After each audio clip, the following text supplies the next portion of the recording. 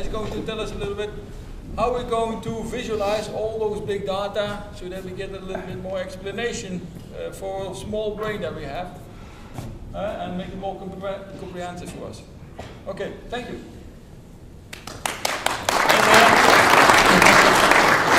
Good evening. Where you all come from, by the way? Are you Dutch, German? Dutch? Who's Dutch?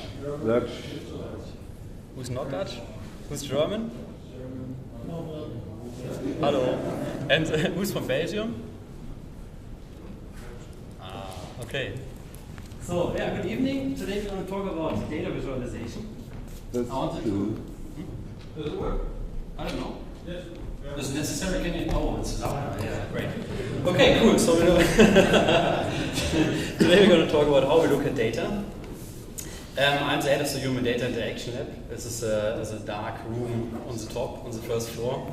We are doing experiments. Yeah, currently it's lights out. Everyone is at home.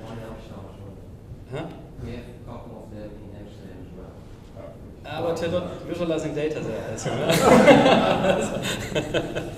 Okay, so what we are doing here, we are basically developing new visualization methods and try to come up with new ways to look at data and present data and try to evaluate and measure how effective these new methods are. So I'm going to show you some examples of our projects later, but first I wanted to explain you how this cognitive process works if we look at abstract information. So if we talk about visualization, it's very important that we share a common definition. So I define data visualization as a visual representation, mostly interactive, that helps people to make sense of complex phenomena through data. It's very crucial. It's about helping people, humans. So I'm often asked, why can't we solve this with AI? So just because we want to enable human to make the decision and understand the data and the information itself, and we believe that there have some benefits compared to machines because they can think abstract and make think around the corner. To understand the problems of visualizing data, it's very good to take a step back and go back into time and see how everything starts. So basically, visualization is the oldest form of representation of information. It's even older than text. And this is the oldest known map, at least the oldest map that I know. It's more than 8,000 years old. It was found in Baghdad. And if you look at this map, we get a better understanding of the problem that lies into this representation. Do we have an idea of what's shown on this map? Yeah, a street map, yeah. Do you see streets? Maybe here? A cemetery. A cemetery? Yeah, it looks like a cemetery. This is interesting. This is first. Yeah. Do you have other ideas what it could be?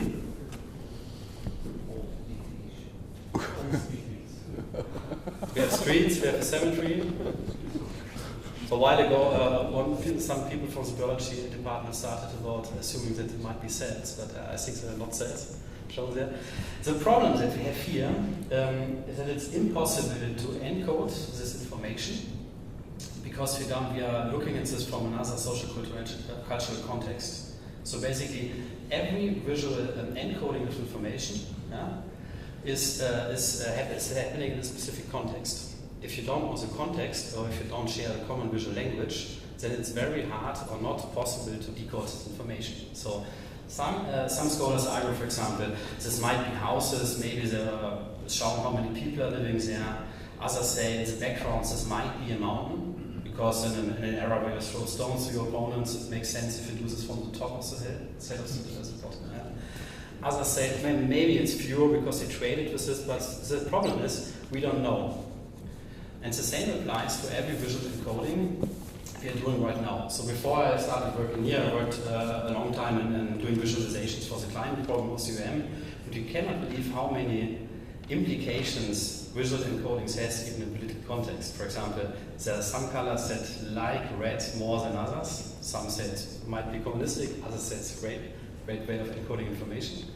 So it's basically impossible to present something visually from 100% objective perspective. If you go back into time, we can also clearly see that we can just encode information up to a level of complexity that we understand. So every representation is a reflection of our understanding of this information, also word is safe. It's very obvious if you look at old maps. For example, here you can see a very old one from a monastery from Germany. And what you can see in every map in this area, this is the center, is Jerusalem. It's the center of every map. If you go to the UK and go to some old markets, and you see old maps from 1800, 1900, you mostly see the same, that Great Britain is in the center and the rest of the world is around. So basically every representation is always a statement. And if you look at newer maps, you can see that the knowledge that the people gain has a good influence on the representation of the information. So Europe is on the left, for example, Asia on the right, Africa on the south. That's very correct compared to the older map. Jerusalem is still in the centrum. You can also see the Brexit over here. So there's a lot of truth in this map. Yeah? And the thing is, why I show you this, is that you can just present accurate information if you understand the information correctly. So over the time, with the beginning of statistics and economics, the visualizations that we are currently using most of the time occurred for the first time. So William Playfair, this was this guy here, was for example the inventor of the line chart, bar chart. And this is the first pie chart of, that could be the first pie chart, who knows if someone else did it in a cave maybe 20,000 years ago, but this is the oldest pie chart that I know. And the interesting thing is that most of these 200 years old visualization types are still used from most people, because we have tools to use them. So basically, if you are working with Excel and PowerPoint or something else, it's very unlikely that you will come up with a total new method. And this is problematic. Later we're going to discuss why. An interesting thing is that there are some interesting parallels.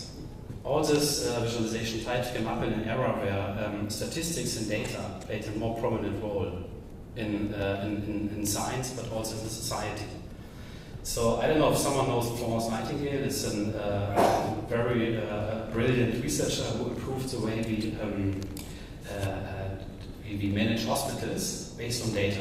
So what she did is she analyzed the data, for example, where at which months do specific illnesses occur more, and when do people die and when not. So what you can see here is a Foxcomb diagram. It's a time series basically, where you can see that there are some occurring events that you can clearly see if you visualize the data. So there are specific causes of death that are very often occurring in the winter time and nearly never in the summer, and the other way around. If you have this knowledge, you can manage all the processes much more efficiently. But it's very hard to see this if you just look on the raw numbers. So if you think about more complex projects, process types, it's very important that you get that you can make this information accessible and that you can present it in the proper way. Because the interesting thing is about Florence Nightingale that her work and her conclusions had a strong impact because most people could understand it because it was encoded very clearly in a visual way. This is one very important perspective in visualization, is that it can enable you to present information in a way that you can convince the people that can make decisions based on it, if you have the right encoding. Another intention of visualization is to enable people to ask the right questions. So it's not always the case that you already have an answer or that you already have a specific message that you want to deliver to an audience. And this exploratory intention with the visualization also started at the same time. This is a very famous, very old example from John Snow from 1854. Where he tried to answer the question where does cholera come from. What he did, he saw a lot of infections. He started to write in points on a map and see if there's some spatial correlation between infection and of cholera and the place where people are living. And the interesting thing was that you realized that there is some kind of geospatial concentration, and in the middle there is a water pump. And now the interesting opportunity of visualization kicks in that if you see all this data visually, and you could not extract the same information from just the address list, then you can start answering the right questions. So for example, if there is here a water pump and here are also infections, how is this possible? And then you can start asking the right questions. For example, ask someone who's living here, where do you get your water from? And the answer was in the scales from this pump, because this water tastes like shit, so I don't drink water from this pump. And if you ask further, for example, look here, there is a whole building block where there's no infection just next to the water pump on the same street. What do you think what the answer was? Can you read it? It's empty. No? An empty building. No? It's a brewery, so the people that are workers are just drinking beer, like these Middle Ages, so there was no need to drink water. No infections there, problem solved, all questions answered. And then you could come up to getting but a better understanding to prevent further infections. And this is a very important point, that there were two different intentions in information presentation. Present information where you clearly know what you want to present, and then you can very critically and think what is the best way of presenting it. In another way, if you want to explore information visually, it's getting more tricky. Because every way of presenting information strongly influences the possible questions you can ask and the conclusions that you might draw out of it. Okay, but maybe it's better to start to take a closer look to how we process this information in our brain. So, if I now give you very simple tasks, let's say, how often is the number 2 recurring in this data set? Just try it. The current record is from the Center for Big Data Statistics is 45 seconds. And you are smart people, so. You have to count. 56. Did you really count every number? No, of course not. Just the first 2 rows and then you, okay. Multiply by row. It's wrong, so it's not consistent, number of rows. The thing is, why I wanted to let you do this task, is to get a better understanding of the cognitive problems that we have here. What you need to do to answer this question, you need to count you need to read every single number, interpret it, and if it's the 2, sum them up. This is basically 2 serial processes, they're taking a lot of energy. If you're now doing the same task, understanding numbers, with just one attribute that you're using visualization with color, you can do the same task in a fraction of the time with a very low error rate. And this is interesting, because this is one of the biggest problems that we have if we are working with more and more data. How can we use a visual representation to increase our ability to understand this information? Because somehow we can get rid, with this color encoding, we can get rid of one process that takes a lot of time, reading the numbers and interpreting them. This is important, because if you have more data, big data, the problem scales up. And if you have then 80% less time to understand this information, lower error rate, this totally makes sense. The question is how. So in this unconscious, we have an conscious processing of information and unconscious processing of information. And what's going on, if you look at the numbers that are colored, then you can understand where a colored region is in this sheet of screen or paper in this case, because you can process more than 60,000 times more information unconsciously in less than a second than consciously. So we have 2 processes in our brain. So one is very fast, can process a lot of information. You all would totally freak out if you do it consciously, by the way. And the more things we can put in this part of our brains, the more information we can understand effectively. There are a lot of pre-attentive processes, how we call them. So attributes, visual primitives that can be where we can track anomalies very fast. So colors is just one. It's also if you have different shapes, different orientations, like that. So for example, we immediately see the biggest bar in a bar chart. Changes in size, enclosure, and the spatial positions. So we have a lot of different visual attributes we can use for ENCODE visualization, data as visualizations, but the question is how. One of the problems is that if we cannot stack all these attributes in parallel. So in this case, we can clearly see that we have 4 red dots. Fair enough, quite easy. Yeah? But mostly we have more than just one category in a data set. So if you scale this up and say, okay, we have more attributes, you can also encode the shape.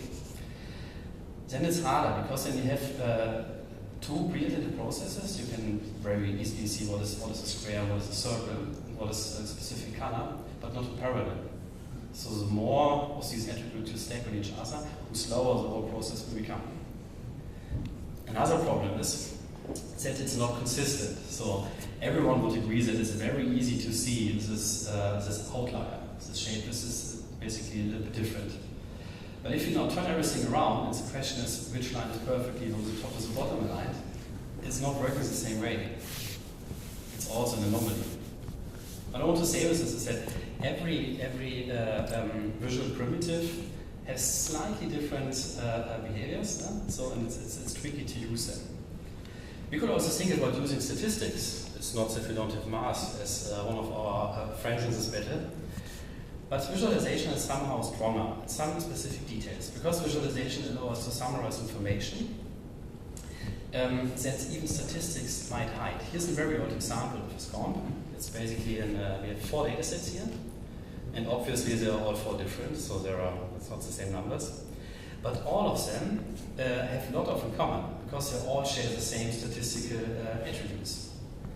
The same sample variance, same linear regression line, same correlation between x and I. It's everything nearly identical, but the numbers are not. And the question is why. But if you now just plot the data, you can see in a fraction of a second what the problem is. You can see, okay, here's an outlier here, here's an outlier here, we have some noise, so basically within seconds everything is clear. So this is a good thing to know, that we have a very efficient method to understand information, and we can extract a lot of information that we will never see in the data itself, because it's taking too much energy. But we have a problem. With every power comes also responsibility. We have a very quick process that we cannot control. And our minds tend to give things a meaning that might not be there. That's a problem. So, because everything that happens in less than a second can really be controlled consciously. It's the same happens also if you look at data. There are some people that might think there is Godzilla here or Trump here, which basically have the same statistical attributes as well in this case. But of course they are not. We are just looking at data points. So we have a really strong drive within our brain to give things a meaning, and this could be very problematic if you look at data and are not aware of this problem. Sometimes it helps us too. So if you want to structure information visually, for example, if you want to make a presentation, this can help. If you know that if you put things next to each other, that you perceive them as some kind of grouping. This is a very good way of structuring information visually. This can help. On the other hand, if you stack these attributes, then it's getting more difficult because it's unclear which of the grouping elements is stronger. But it's not just how we perceive relationship, it's also how we perceive quantitative numbers. Here's a very old example. Let's say we have 9 time series. In this case, we have income and costs. Can you see in which of these 9 time series is a relationship between the incomes and costs over time consistent? So where there's no difference. If you will subtract the first line from the second line, you get a straight line. Can you see this? The one in the middle. In the middle? That's correct. This one? Yeah. There's one second one. I'm surprised. You're the first one who made the first answer in the first minute. Good eyes. Yeah, what do you want to know? Where's the second one? Oh, the second one. Yeah. Yeah, good. Yeah, that's correct. Yeah. It's the center and the left on the top left. Yeah. But the thing is, we are not very good in identifying this channel. You can extract the same information much easier if you would directly subtract this too. What I want to say is that if you control the way how you encode the information, you can control the first association and the first understanding of it. And this is very crucial. Because visualization is all about linking the right visual representation. representation and encoding with the task we want to fulfill. What I want to say is that if you control the way how you encode the information, you can control the first understanding of it. And this is very crucial. Because visualization is all about linking the right visual representation and encoding with the task we want to fulfill. What I want to say is that if you control the way how you encode the information, you can control the first understanding of it. And this is very crucial. Because visualization is all about linking the right visual representation and encoding with the task we want to fulfill. And we know from a lot of empirical studies that there are huge differences in how we can perceive or understand information that's encoded visually. So for example, if we use a common position on common scale, it's very easy to compare and identify quantitative variables. But if you would do the same with a color, it's much harder. It's logical. If you want to answer, if you try to answer the question how much less is green than yellow, it's basically very weird to answer or not possible.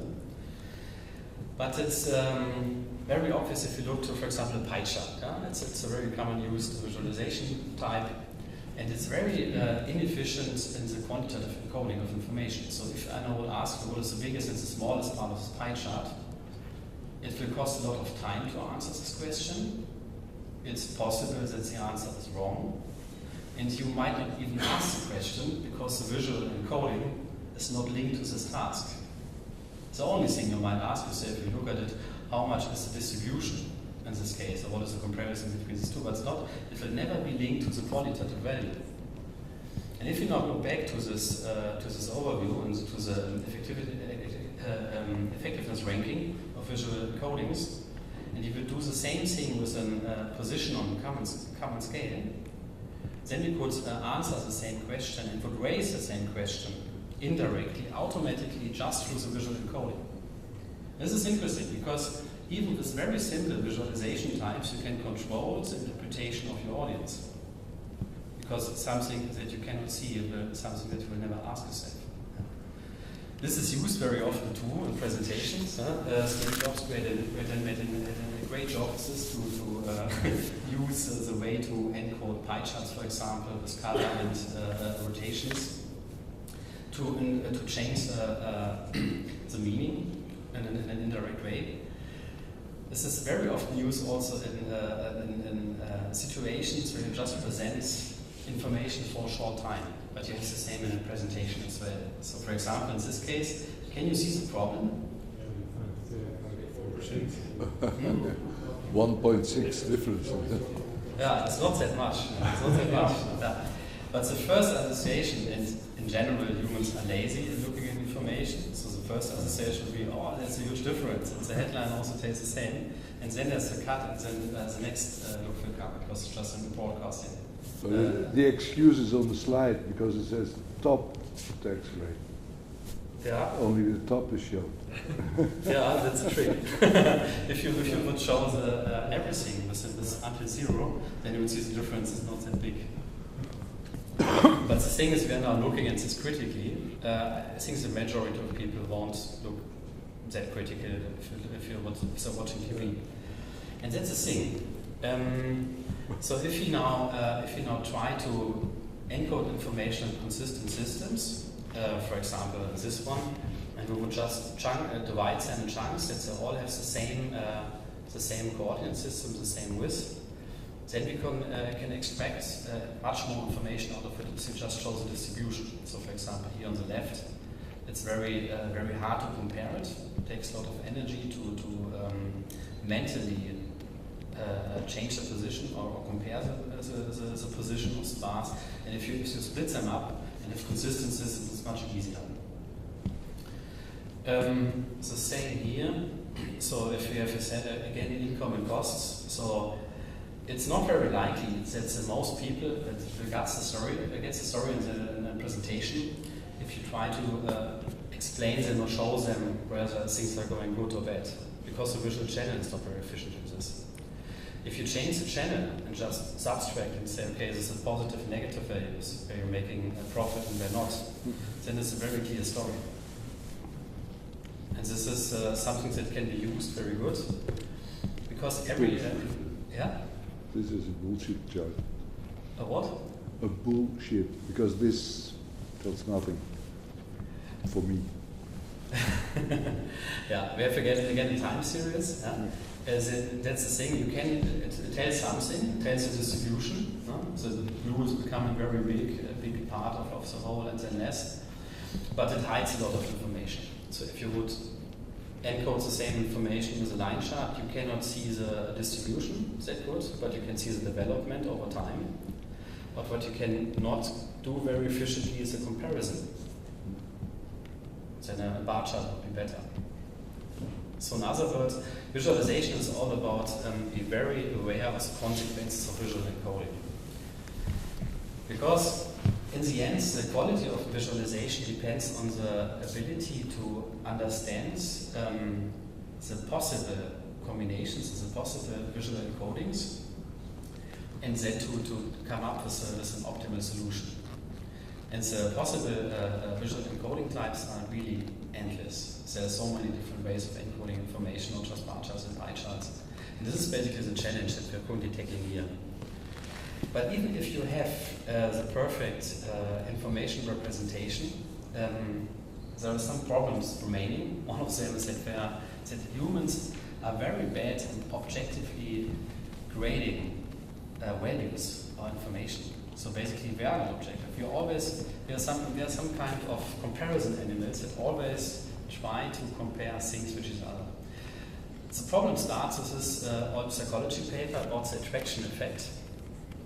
And the question was, are we able to make objective decisions, and are there factors that influence this objectivity? So let's say we have there are elections. You have two things in your agenda that are really important for you, equal important. Let's say education and crime control.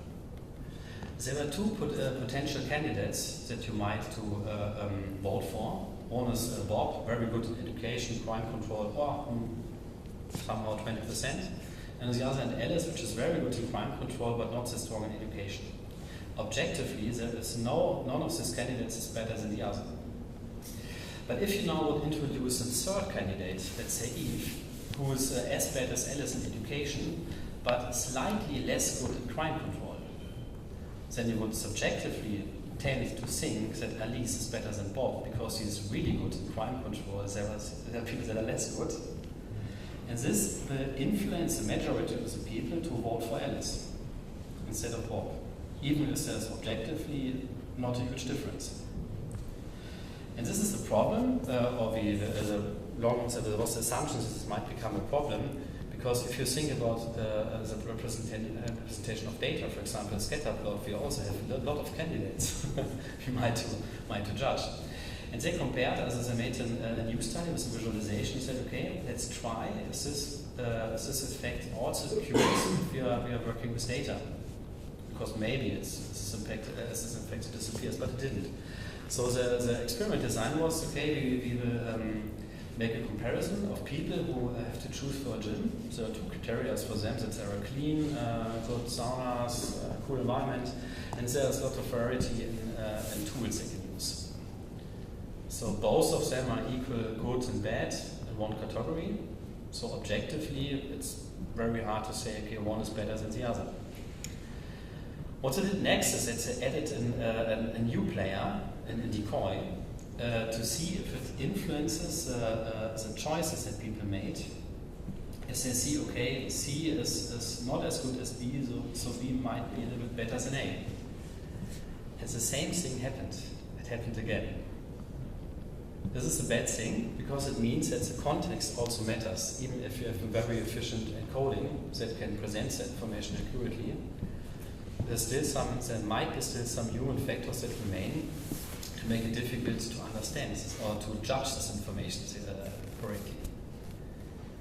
There are newer studies that came up some weeks ago or some months ago on the last BISS conference, that this effect might even stay consistent if you're thinking about bigger data sets, so we even point clouds. Because the next question was, can we kill this problem with a ton of information? Huh? So, because it maybe become less irrelevant if you're talking about 10,000 dots, but it doesn't. But we have more problems. Another problem is that we have more problems that I showed today. It's just to give you an understanding about the things that we tackle. Another thing is that we have a very high rate of information that we process unconsciously. And what happens if we interrupt this information stream because it's change blindness? What I do now, I show you now an image with not with data, just with simple details. And I would like to ask you if you try to memorize all details of this image. And then I will interrupt this information flow for 1 second. And then the question is, do you know what changed?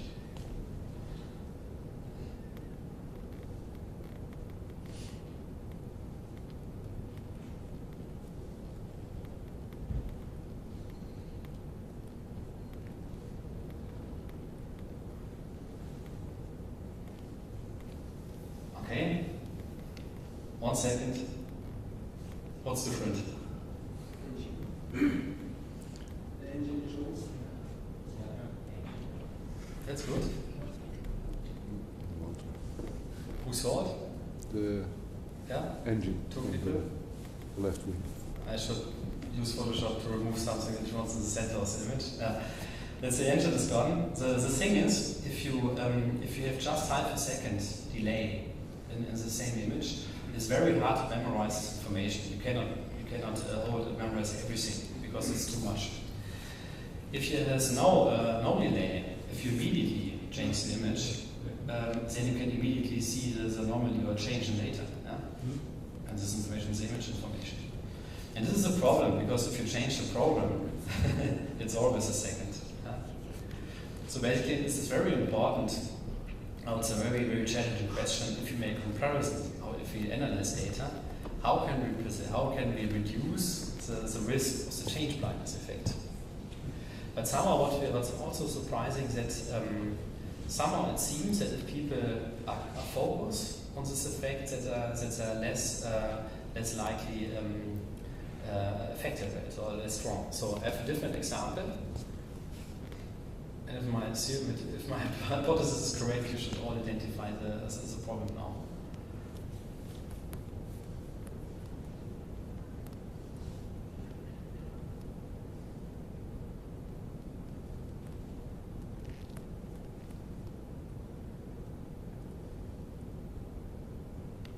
Take 1 second.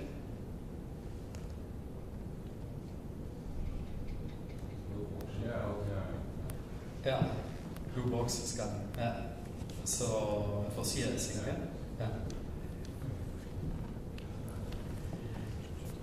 Okay. One last one, then maybe stop playing games. Yeah? It's late. The most cheesy image I could find. Yeah? I will not change the women. I will not change the glass.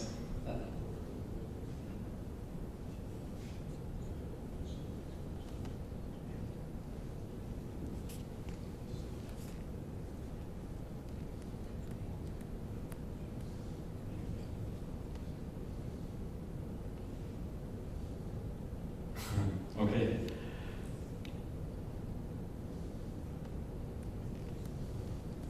Yeah, that's great. No? Okay, it's one more try.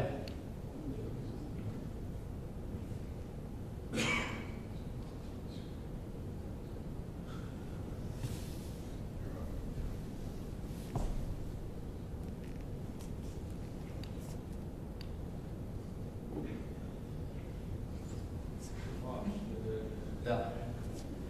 In the background, the bar. So, and this is something interesting because if you, at some point, if you focus, sometimes happens if you focus a lot of details, that might disappear and then forget the position of details. Somehow it's a very old game. What's the difference? There could be another solution to just put images next to each other, but then the same effect occurs. So we know from several representations that we call it small multiples. If you repeat the same system over and over again, you're very quick in spotting anomalies as well. But depending on the way of representation, it can be hard. You can see it, huh? I think. Color. Yeah. Okay, so basically, this is how data visualization is about. So it's basically if we have the data, it's all about how can we map it? How can we find the right visual encodings to make it accessible for humans if it's a presentation, or explorable if it's an exploratory or an analytical process. Yeah. there are a lot of more anomalies, best cases, problems, but it's just to get you a fundamental understanding of the problem itself. The thing is, if you present information, and if you try to show everything, so most people will see nothing, because it's just too much information. One of the major challenges in presenting information is to divide it in chunks that are complex enough to deliver enough information, but not so complex that you will lose your audience. So develop a good understanding in how much information is enough is very crucial as a presentation of information. But also something, this is an example from New York Times. It's also very hard to use totally new visualization types to an audience which is not very into data analytics, because if you use them in visual encodings that is not known to your audience, you cannot be 100% sure that they encode the information correctly. Another thing is, if you have now a meaningful structuring in chunks that are good enough to understand them efficiently, you have another problem is that people really motivated in looking at this kind of charts. Yeah? My son always asks me, are there really people that want to work on bar charts the whole week? There are, but they're not doing bar charts most of the time. In this case, in this world, this example especially, which is a data journalism example, this is a cool development that a lot of journals, especially in the US, try to encode the information in data stories. So, for example, this is an example from Pitch Interactive about drone strikes. It's a very good example in how to use storytelling and tell a story with quantitative information. It's basically about drone strikes over time and casualties. And what you can see here is a very good way of combining different methods. So you can see an animation and some kind of explosion over here, where you can directly understand, oh, that's a drone that's crashing on the ground. You can see the quantity of people, of victims that are dying because of this drone strike. And a negative way, so below the surface, it's very efficient on a semantic level because it's people buried below the ground is dead. So basically, it's very understandable that you can see the quantity over time below zero. It's very cool. And another thing is you can very good see and perceive the distribution over time, but not the total distribution. So what they did, they add just a second layer on the top about the total numbers, the total amount of victims, that you can see this in parallel. And this is a very good example that it's, in many cases, worth a try to show information with different methods to enable people to get to understand different layers of this information. And data journalism is not just to make this information itself accessible, but also to trigger an interest. This is something that's not as easy in a presentation, but also plays a major role, because somehow it's the ability to concentrate or focus on information hardly depending on the motivation, it's a personal interest. In this case, they try to solve this problem with a gamification approach. So the article that's the underlying information frame, in this case, is about the question, is there a correlation between the household income and the educational level of the children of this household? And the cool thing is that you can draw your assumption, what do you think, how strong this correlation is. And if you're finished with this, then you can see how far is your assumption or your perception of the reality away from the real data. And this is very cool, because if you ask people what they think, they start making an opinion. If you enable them to confront them to the assumption with real data, there's something going on. Interest is popping up. Yeah? And then it's very likely that people are digging deeper into this information. What I want to say is there are a lot of factors that influence our ability and our motivation. And it's a complex but very interesting minefield to work in. Yeah? Okay. Another thing is that we have, if you look at data, is that it's mostly very abstract per definition. So if you look, for example, at money, this was a period where there's a lot of data journalism projects about debt, so about how much money does country need to pay back at some point or never. And the problem is we're talking about so much money that it's very hard to understand the meaning because it's so abstract. What some of them tried, and it's an interesting approach of presenting information, is they said, okay, maybe we should combine the associative thinking and the storytelling approach to put everything in an image and say, okay, this is our $100, and this is our 1 billion, and this is 1 billion. Then we have a very good visual metaphor to illustrate the data in the context. And from this moment on, you still got a better understanding how much money is lying around there, but you understand it is a lot. Yeah? And this is basically interesting because the context has a very strong impact on the interpretation, and you can control the context if you present the information. Okay, so this is basically a short introduction. Especially in climate data, it's very hard to encode this information. This is an old but very cool example. Is how can you present the CO2 emission, which is something that you cannot see, that you cannot smell, that you cannot perceive, but which it will play a major role in the future. I see that the sound is not working. It's a pity. But you can see here the visual representation of the CO2 emissions of New York in specific time frames.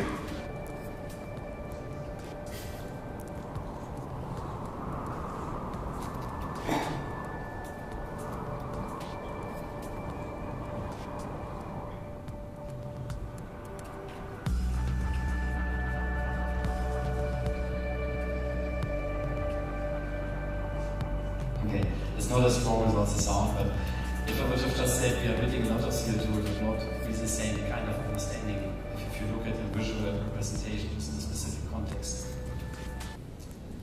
And that's the thing, it's a challenge, but it's a totally different way of understanding information if they encode it in a specific visual context.